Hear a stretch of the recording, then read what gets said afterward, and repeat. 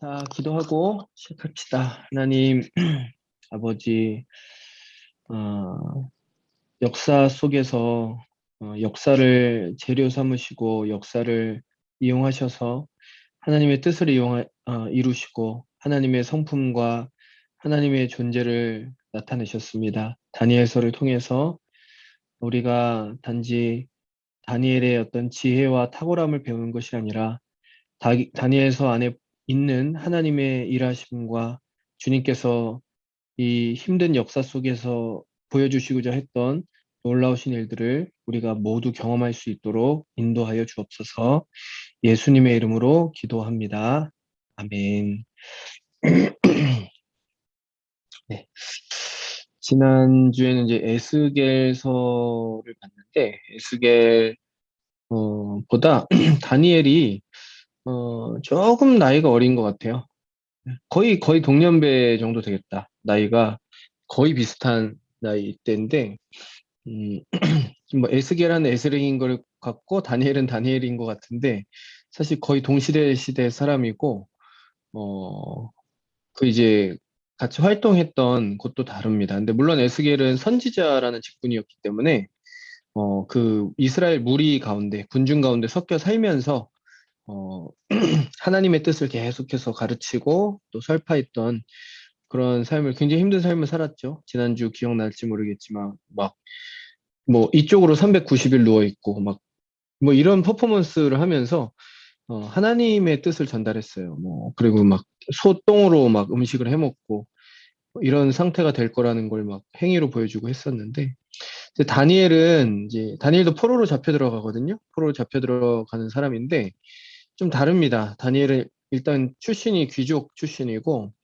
그리고 다니엘하고 그 새 친구가 많이 나오잖아요. 우리가 이제 맨날 뭐 알죠? 성경 공부하면 다니엘과 새 친구 뭐 해서 나오는데 이 다니엘과 새 친구들은 다 귀족, 그것도 고위 귀족 출신인 것 같아요. 왕족과 아주 가까이 있었던 그런 귀족 출신인 것 같아요. 왜냐면 이름에 엘자 같은 게 들어가면 이제 이름 내에도 이제 이스라엘 민족의 이름에 약간 등급이 있는데 뭐 엘 뭐 이런 거가 들어가면 좀 사회적 신분이 있는 사람들입니다. 그러니까 함부로 막 이렇게 붙이거나 하지 않거든요. 그래서 어느 정도 이제 파악을 할 수가 있고요. 그래서 이제 다니엘서 배경을 한번 봅시다. 이제 다니엘이란 사람과 다니엘서 배경을 좀 봐야 되는데 다니엘 1장 1절을 보면 이제 강의를 듣는 우리 훈련생들은 성경을 좀 찾으면서 보면 좋아요. 이제 다니엘서 1장 1절을 보면 제가 일단은 읽어드리겠습니다. 유다 왕 여호야김이 다스린 지 3년이 되는 해에 바벨론 왕 느부갓네살이 예루살렘에 이르러 성을 에워쌌더니 이렇게 되어 있습니다. 그러니까 우리가 사실 뭐 우리 조선 마지막 왕조도 뭐 사실 잘 모르잖아요. 뭐 고종 위에 왕이 누군지 모르죠. 알고 있나요? 다은이는 알아야 되지 않나? 야, 넌 알아야 되지 않냐? 솔직히? 그러고 보니까 미스터 선샤인 보면은 이제 배경이 나오는데 그 이제 여호야김은 이제 거의 이스라엘의 남유다죠. 거의 끝 무렵 왕입니다. 멸망당하기 한 3명, 4명밖에 없어요. 이제 왕이 3명, 4명 지나가면 이제 끝입니다. 여호야김, 여호야긴, 그다음에 시드기야 하면 이제 끝이에요, 왕조가. 이제 마지막 왕이라고 볼 수가 있는데, 이제 기울었어요, 나라가. 이제 우리나라 조선 말기처럼 이제 나라가 완전히 기울었고, 계속 동네 북처럼 이 주변의 열강 제국들의 압제를 받던 시기입니다. 네, 이 여호야김이 다스린 지 3년째 되는 해 바벨론 느부갓네살이 예루살렘에 이르렀다 이렇게 되어 있는데 이게 605년입니다. 주전 605년. 세계사를 보면 주전 605년에 이 팔레스타인 지역에 굉장히 중요한 사건이 하나 발생하는데 바로 이 바벨론과 메데라는 나라가 있습니다. 이거 제가 신구약 중간사 아마 다음 주나 다다음 주 강의 한번 할 건데 이 메데라는 굉장히 큰 나라예요. 아주 큰 나라인데 우리는 잘 모르죠.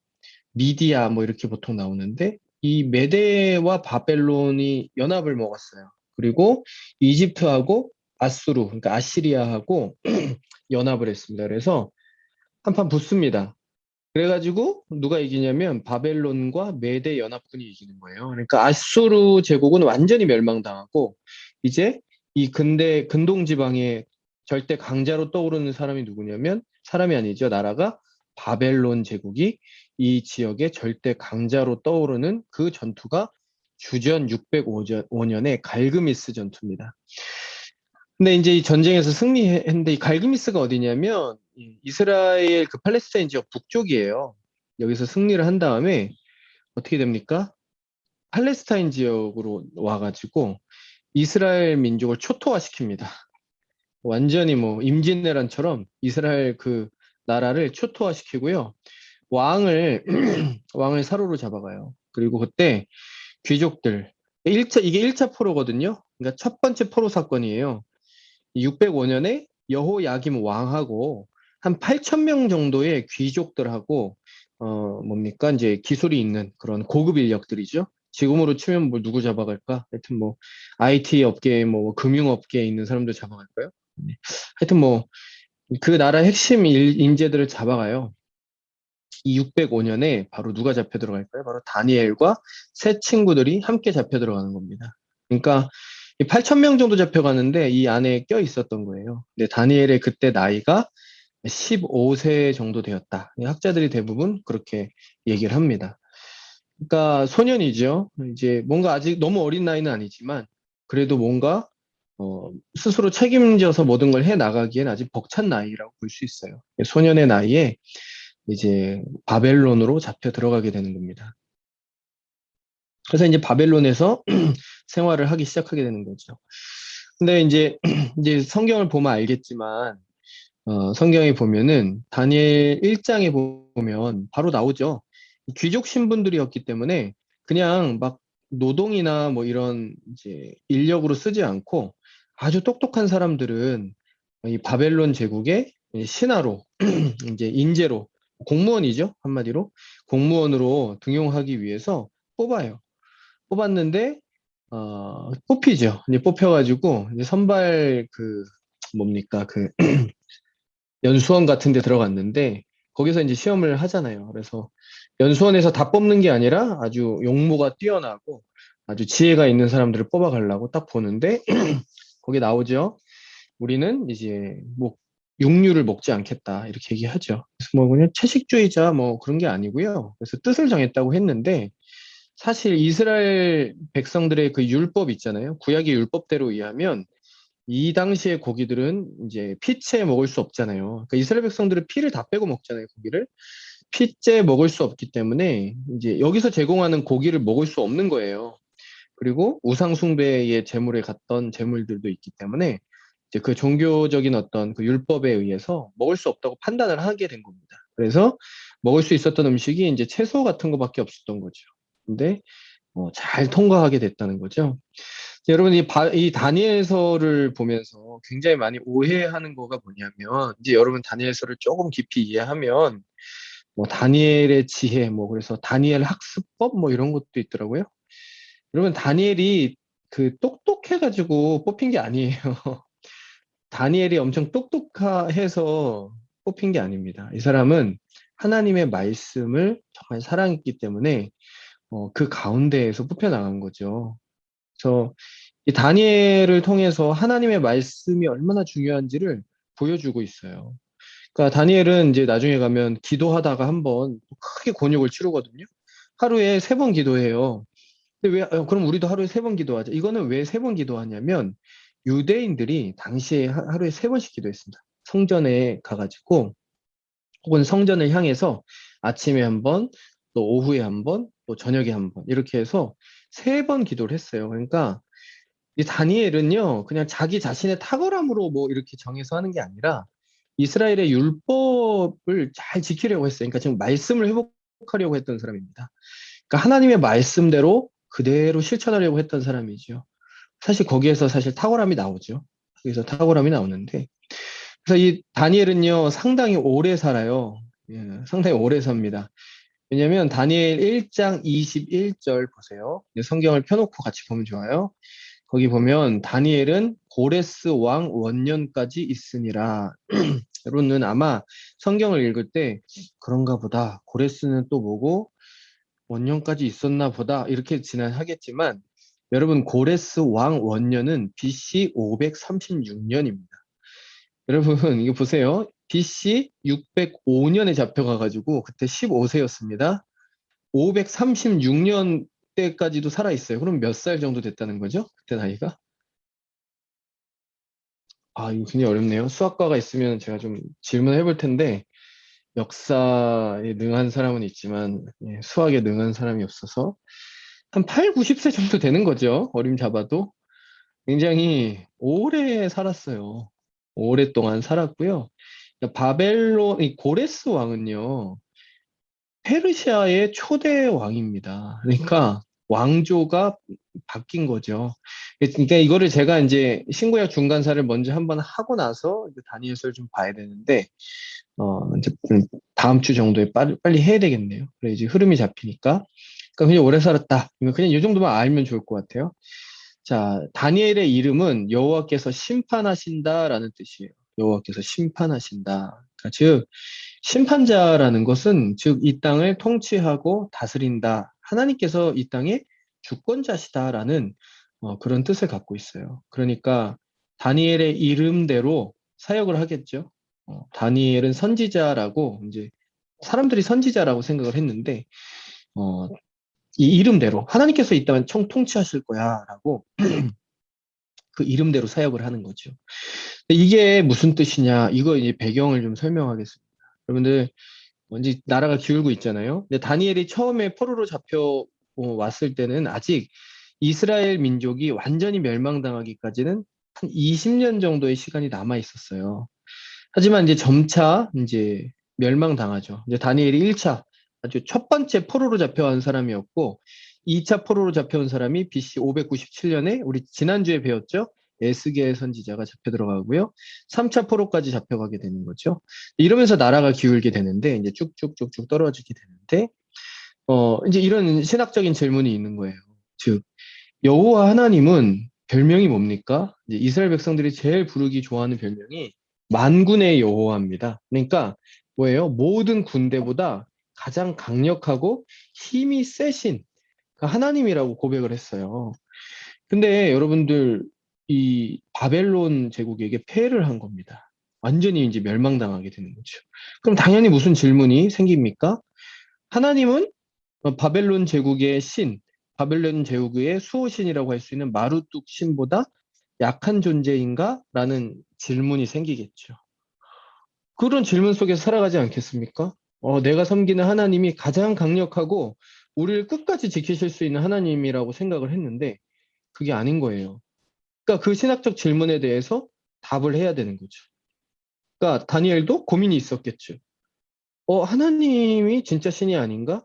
뭐 이런 생각까지 들었던 거죠. 근데 다니엘은 어떤 계기였는지 모르겠지만 그 뜻을 정해서 하나님을 끝까지 섬기기로 결단을 합니다. 그래서 그 말씀대로 살기로 결단한 사람이에요. 그래서 이제 그 1장부터 그 얘기가 쭉 나온 거죠. 그래서 하나님은 이 다니엘을 통해서 이런 대답을 주시는 겁니다. 뭐예요? 내가 약해서 내가 마르둑이라는 바벨론의 신보다 약해서 너희가 멸망당한 게 아니라 뭡니까? 너희들의 죄 때문에 그런 것이고 이제부터 내가 얼마나 강한 존재인지를 알려주겠다. 누구를 통해서? 다니엘과 그 세 친구를 통해서 하나님의 존재와 하나님의 놀라운 능력을 보여주기 시작하십니다. 어디에서? 바벨론이라는 제국 안에서. 이 바벨론은 세계에서 가장 강대국이잖아요. 지금 어디 감히 할 수 없는 그런 강대국인데 이 바벨론이라는 제국 안에서 하나님의 강함을 하나님의 능력을 보여주겠다. 이게 다니엘서입니다. 그러니까 다니엘서의 주제는요. 다니엘의 지혜, 다니엘의 탁월함, 다니엘의 성공 뭐 이런 게 아니에요. 다니엘을 통해서 보여주시는 하나님의 놀라운 통치, 하나님의 능력, 하나님의 존재 이걸 보여주시는 거죠. 그걸 이해를 할 수 있어야 됩니다. 그래서 여러분이 그럼 한번 봅시다. 한번 다니엘서 2장을 한번 펴보세요. 계속 나옵니다. 이런 장면이. 다니엘서 2장 46절, 47절입니다.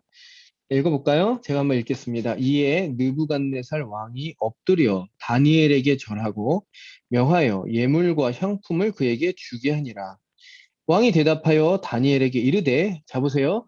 너희 하나님은 참으로 모든 신들의 신이시요 모든 왕의 주제시로다. 내가 능히 이 은밀한 것을 나타내었으니 내 하나님은 또 은밀한 것을 나타내시는 이시로다. 여러분들, 여러분 이 2장에 보면 이제 다니엘이 느부갓네살 왕이 바벨론 왕이 꿈을 꾸는데 당시에 이제 지혜자들이라고 하는 사람들을 불러다가 내가 꾼 꿈이 뭔지 맞히라 그럽니다. 이거 굉장히 지독한 왕이죠. 못 맞히면 내일 다 죽여버리겠다. 내가 너네 다 죽일 거야. 그랬는데 다니엘이 기도하는 중에 그 꿈이 뭔지를 하나님이 알려주셔요. 그래가지고 갑니다. 그래서 말해요. 왕이 완전 깜짝이 놀라서 제가 보세요. 말도 안 되는 장면이죠. 46절에 보면 왕이 엎드려 다니엘에게 절을 했답니다. 그러니까 여러분 이거 너무 특이한 장면이에요. 왜냐면 다니엘은 이때 뭐 아무것도 아닙니다. 그냥 나부랭이에요. 그냥 뭐 한 15급 공무원 정도 됩니다. 그냥 그 나라로 치면은 15급 공무원 아주 그냥 맨 밑에 있는 말단인데 왕이 절을 하고 있어요. 근데 자세히 보면 왕이 절을 하고 있는 대상이 다니엘이 아니라 누구냐면 다니엘의 하나님께 절을 하고 있는 거죠. 그 47절에 보면 뭐라고 돼 있죠? 너희의 하나님은 모든 신들의 신이고 왕의 주제시다. 이렇게 표현하고 있어요. 그러니까 너희 하나님 여호와가 모든 신 중에 짱이다, 최고다. 내가 그걸 인정한다라고 얘기를 하고 있는 거죠. 여러분 이거를 자세히 그러니까 다니엘서를 잘 보면 다니엘을 높이는 게 아니에요. 이 본문은 아 나도 다니엘처럼 탁월해져가지고 어 정말 이렇게 높은 어떤 존경과 높임을 받는 그런 내용이 아닙니다. 다니엘을 통해서 누가 높임을 받으시는 거죠? 하나님의 이름이 높아지는 거예요. 그러니까 바벨론이라는 제국 속에서 하나님의 이름이 완전히 실추됐잖아요. 너희 이게 패전한 민족의 하나님. 하지만 이제 하나님께서 완전히 역전시켜가는 걸 보여주시는 거예요. 말씀에 순종하는 다니엘을 통해서 아니야. 하나님이 얼마나 강한지를 보여줄게 하면서 보여주는 거예요. 그게 이제 2장, 3장, 4장 계속 나오는 겁니다. 그런 스토리들이. 거기 보면은 다니엘서 3장에 가도요. 다니엘 세 친구가 나오죠. 3장 25절부터 28절에 보면 너무 유명한 얘기입니다. 다니엘의 세 친구가 이제 말을 안 들어요. 그러니까 절을 안 합니다. 하여튼 그러니까 뭡니까? 어, 풀무불로 들어갑니다. 이 풀무불은 뭐 거의 이제 포항제철 같은 데 가면 거의 용암 같은 수준이라고 보면 돼요. 계속해서 열을 높여가지고 철을 녹일 수 있는 불이 풀무불이잖아요. 철을 녹일 수 있는 불이 풀무불인데 거기다 집어넣어 버린 겁니다. 그러니까 극도로 뜨거운 거죠. 근데 안 죽어요. 옷도 안 탑니다, 심지어. 근데 자세히 보니까 여기 넷째 모양은 그러니까 한 명이 더 있어요. 누가 있는 거죠? 이제 학자들은 여기 뭐라 그러냐면 구약에 나타나신 예수 그리스도라고 봅니다. 보호하고 계시는 거죠. 그러니까 얼마나 강합니까? 죽일 수 없습니다. 내가 보호하면 그 누구도 그 어떤 권력도 너희들을 죽일 수 없어라고 선포해 주시는 거죠.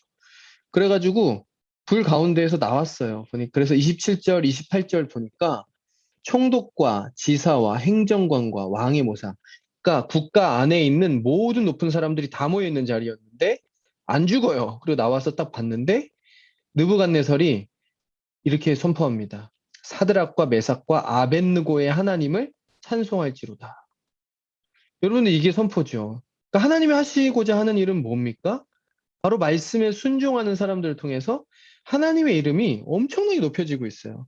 그러니까 이런 사건을 경험했던 당시에 포로로 잡혀왔던 이스라엘 백성들의 마음엔 뭐가 생겼을까요? 아, 하나님 살아계신다. 하나님 여전히 우리를 지키고 계셔. 아, 하나님이 위대하신 분이고 만군의 여호와가 맞구나. 라는 것들을 알게 되는 겁니다. 이런 사건들을 통해서. 얼마나 좋습니까? 이게 너무나 좋죠. 그러니까 이거를 잘 이해해야 돼요. 다니엘서를 이상하게 읽으면 아 나도 다니엘과 같이 하루에 3번씩 기도하면 짱이 되는 건가? 그런 내용이 아닙니다. 그렇게 해석을 해서는 안 돼요. 핀트가 안 맞는 거죠. 그리고 이 다니엘서는요, 이제 첫 번째 뭐라고요? 하나님이 포로로 잡혀간 이스라엘 민족 그 바벨론 제국 안에서도 얼마나 강한 분이신지를 드러내는 역할이 있다는 거고요. 두 번째 뭘까요? 이스라엘의 미래를 준비시키는 역할을 하는 겁니다. 이스라엘의 미래를 준비시키는 역할이 뭐냐면, 자, 이제부터 바벨론으로부터 시작해서, 그 다음에 어디죠? 페르시아, 그 다음에 알렉산더 제국, 그 다음에 로마 제국에 이르기까지 500년 넘게 세계 열강의 강대국들에 의해서 뭐가 됩니까? 점령당해서 엄청나게 이제 고생을 하게 돼요. 500년 이상 동안 엄청나게 힘든 그 시기를 겪게 됩니다. 그래서 다니엘에게 그 환상을 보여주세요. 그래서 6장, 7장 넘어가면 이제 뒤에 환상 내용이 나오죠. 다니엘서는. 이 환상 내용은 뭘까요?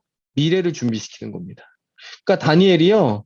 그 환상을 보고서 기절해요. 일주일 동안. 너무 그 환상의 내용이 감당하기 힘든 거예요. 그래서 뭐 막 뭐 환상을 좋아하는 사람들이 있는데 환상을 정말 보게 된다면 하나님의 뜻을 정말 알게 된다면 감당이 되지 않는 게 있을 수 있죠. 그 하나님의 뜻이 뭐냐면 앞으로 500년 이상 이스라엘 백성은 뭐예요? 이 열강의 대제국들에 의해서 압제를 당한다는 겁니다. 압제를 당할 거야. 그래서 다니엘이 기절한다니까요. 너무 그게 혼절해요. 너무 그게 감당하기 힘듭니다, 주님. 그렇게 얘기를 하죠. 이제 그런 내용들이 이제 후반기에 펼쳐지게 되고요. 그래서 이제 하지만 이제 내가 너희들을 회복시킬 거에 대한 예언을 하세요. 거기에 이제 대표적인 게 뭐가 나오냐면, 다니엘서를 쭉 보세요. 여러분들 이제 성경 시험에도 낼 건데, 예수 그리스도의 예표가 나오죠. 아주 분명한 예수 그리스도의 예표가 나옵니다. 그러니까 다니엘서 이제 후반부를 읽으면서 여러분들이 이걸 꼭 찾아내야 돼요. 여기 이제 이게 무슨 환상을 보냐면, 하늘에서 구름을 타고 인자와 같은 사람, 여러분, 인자와 같은 이가 내려오세요. 인자와 같은 이 무슨 뜻이냐면, 인자는 사람의 아들과 같은 어떤 사람이 내려오는 거예요. 그러니까 어떤 사람 모양의 누군가가 내려오는 겁니다. 이 땅을 회복시키기 위해서. 여러분, 그분이 누구시냐면, 바로 예수 그리스도시라는 걸 알 수 있어요. 그걸 어디서 확인하냐면, 복음서에서 확인합니다. 예수님께서 자기 자신을 뭐라고 부르시냐면, 계속해서 인자라고 부르세요. 사람의 아들이다, 나는. 근데 그 앞에 정관사 더가 붙습니다. 그러니까 원어로 보면 더 정확하게 표현하자면 그 사람의 아들. 그러니까 복음서에 보면 예수님이 나 자신을 표현할 때 저는 그 사람의 아들입니다. 그 사람의 아들. 그러니까 이게 무슨 뜻이냐면 정관사 더는 뭡니까? 어떤 일반적인 게 아니라 특정한 그거잖아요. 그러니까 예를 들면 다은이가 저는 그 사람의 딸입니다. 그러면 누구를 지칭하는 거죠? 뭐 부모님 중에 한 명을 지칭할 수 있겠죠. 그죠? 근데 저는 그냥 사람의 딸이에요. 그렇다면 그건 뭐예요? 어떤 존재를 지칭하는 게 아니라 뭘 얘기하는 거죠? 그냥 저는 그냥 인간이에요. 저도 그냥 사람이에요. 이런 표현밖에 안 되는 거잖아요. 근데 그 앞에 정관사가 붙게 되면 어떤 한 존재를 지칭하게 되는 거죠.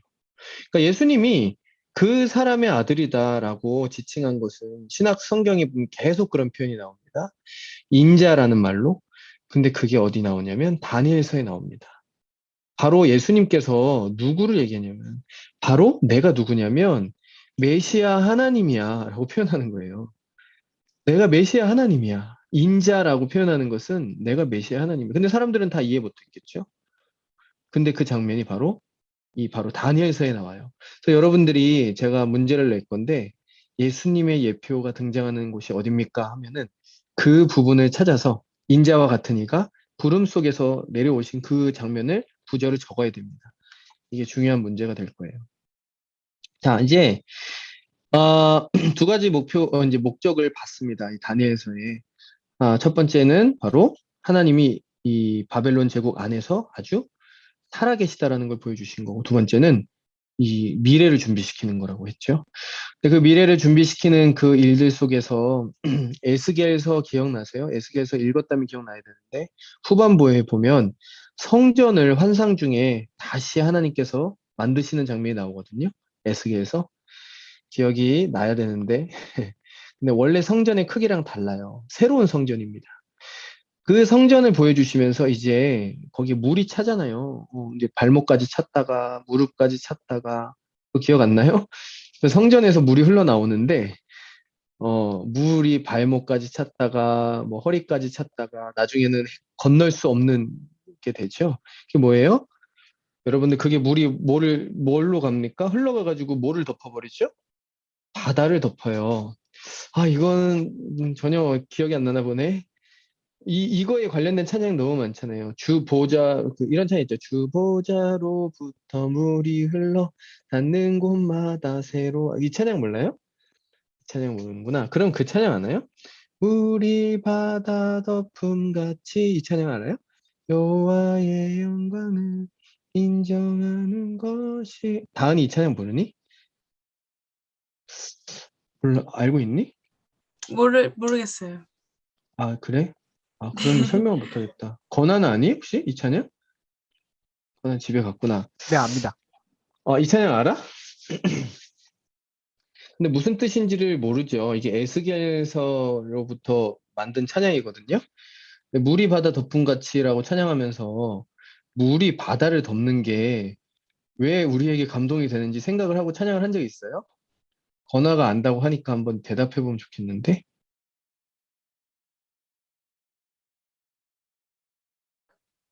아니요. 그죠? 그러니까 말씀의 내용을 모르고 찬양을 계속하고 있어요, 우리가. 물이 바다를 덮는 게 무슨 의미가 있습니까? 바다도 물이고 물도 물인데. 근데 잠깐만 설명할게요. 원래 지난주에 에스겔 하면서 좀 설명했어야 되는 부분인데 여러분들 바다는요 이스라엘 민족에게 있어서 리워 야단이 사는 곳이에요. 즉 온갖 악과 그리고 귀신과 저주스러운 것들이 살고 있는 곳이 바다입니다. 그래서 시편에 보면 바다에 뭐 리워 야단도 살고요. 뭐 하여튼 큰 짐승들도 살고요. 요한계시록에 보면 악한 뭐 용도 나오고 뭐 악한 것들은 다 바다에서 나와요. 그러니까 이스라엘 민족들은 바다를 굉장히 두렵고 뭔가 악한 것들이 존재하고 있는 곳으로 봤습니다. 근데 그냥 민물이 있잖아요. 이런 물은 정결의 상징이에요. 그래서 성전 안에 물두멍이라는 것을 둬서 이제 제사장들이 제사를 하기 전에 씻어야 됩니다. 손도 씻고 목욕도 해요, 심지어. 쓰이는 이 물은 뭐의 상징이죠? 정결함의 상징이죠. 그러니까 여기서 이제 세례도 받잖아요. 이런 물들은 정결함의 상징이에요. 그 사람의 죄를 씻고 정결하게 하는 상징입니다. 자, 성전에서부터 물이 흘러서 어디로 갑니까? 바다를 덮어요. 그 의미는 뭐냐면 하나님의 거룩하심, 하나님의 정결하심이 이제 이 세상의 모든 악하고 더러운 것들을 쳐서 부수신다는 의미가 있는 거죠. 그래서 여호와의 영광을 인정하는 것이 온 세상 가득하겠다라는 고백이 나오는 거예요. 물이 바다 덮은 가치가 그런 의미가 있는 겁니다. 그러니까 이걸 알지 못하고 찬양하면 막 그냥 감정에만 젖어서 찬양을 하게 되는 거죠. 그래서 이제 성경을 좀 배우게 되는 건데, 자, 그렇습니다. 그래서 하나님께서 결국 회복시키시겠다고 하는 게 뭐냐면 성전을 회복시키실 건데, 여러분 그 성전은 이제 눈에 보이는 성전이 아니라 뭐라고 하시죠, 예수님이? 뭐라고 하시죠? 마음의 성전이라고 얘기하시는 거죠. 이제 너희 민족은 멸망했어. 그리고 너희 민족은 다시 일어나지 못할 거야. 하지만 하나님께서 너희들을 회복시키실 건데 성전을 회복시키실 건데 바로 너희들의 마음에서 성전을 회복시키시고 이제는 성령 하나님을 통해서 너희들과 하나님이 직접적으로 교제할 수 있게 될 거야. 과거에는 제사장들을 통해서 뭐 성전 안에서 양의 짐승의 피를 통해서 만났지 아니야. 이제부터는 예수 그리스도의 피로 말미암아 너희가 나와 직접적으로 교제하게 된다. 너희들의 마음이 성전이야. 이제 내가 거하는 곳이 그 건물이 아니라 너희들의 마음이야. 그리고 너희들 마음에서 교제할 거야. 라고 얘기하시는 게 바로 에스겔서이고요. 그리고 다니엘서인 거죠. 그러니까 하나님의 회복의 역사가 그렇게 나타난다는 것을 보여주고 있는 거예요. 저는 여러분 이제 다니엘서를 이제 보면서 이제 쭉 보게 되겠죠. 그래서 학계 스가랴 말라기는 제가 또 그거를 하나씩 하나씩 하려면 너무 오래 걸릴 것 같아요, 지금. 그래가지고 다 하지 않지만 요거는 제가 다음 주에 신구약 중간사를 다루면서 하겠습니다. 신구약 중간사 제 2시간짜리인데 여러분들이 들을 수 있을지 모르겠네요. 2시간 정도 걸립니다. 제대로 하려면 나는 1시간 정도에 압축해서 그럼 재미가 없어. 역사 얘기를 많이 해야 되기 때문에 한번 얘기를 해보려고 해요. 바벨론부터 페르시아, 그러니까 페르시아 역사를 주로 봐야 돼요. 페르시아 역사를 주로 보고, 그다음에 헬라 제국의 역사를 보고, 로마 제국의 거의 초창기, 로마 제국의 초창기 역사까지 좀 가야 됩니다. 그래야 신약으로 이어져요. 왜냐하면 그때 뭐 에세네파, 바리새인, 사두개인 이런 존재들이 이제 BC 한 100년에서 200년 사이에 만들어지게 되는데 그 존재들이 왜 생겼는지 이런 역사를 배우지 않으면 이해가 안 갑니다. 왜 사두개인과 바리새인들이 싸우는지도 이해가 안 가요. 요걸 한번 설명을 해야 돼요. 그래서 요걸 한번 제가 다음 주에 제대로 한번 쭉 풀어서 설명하는 시간들을 좀 갖도록 할게요. 자, 다니엘서는 여기까지 보도록 하겠습니다. 기도하고 그러면 마칠게요. 하나님, 다니엘서를 잠깐 봤습니다. 단지 다니엘이라는 한 인물을 존경하는 책이 아니고 다니엘을 통해서 하나님께서 완전히 무너지고 영적인 기운이 없었던 이스라엘 민족을 회복시키시고 이제 살아갈 수 있는 미래를 준비하게 하셨습니다. 하나님, 우리가 에스겔서 또 이어지는 성경의 통독의 모든 과정들을 그냥 깊이 잘 이해하게 해주시고 하나님의 뜻과 하나님의 말씀을 분명히 알게 하여 주옵소서. 우리 모든 훈련생들 주께서 이 명절 기간 가운데에도 건강하게 지켜주시고 혹시나 이 명절 동안에 믿지 않는 가정 속에서 쉽지 않고 힘든 지체들이 있다면 주님께서 그 마음도 위로해 주시고 하나님의 깊은 사랑으로 그 마음을 지켜 주옵소서. 하나님께서 우리 다시 만날 때까지 온전하게 지키실 줄로 믿고 예수님의 이름으로 기도합니다. 아멘.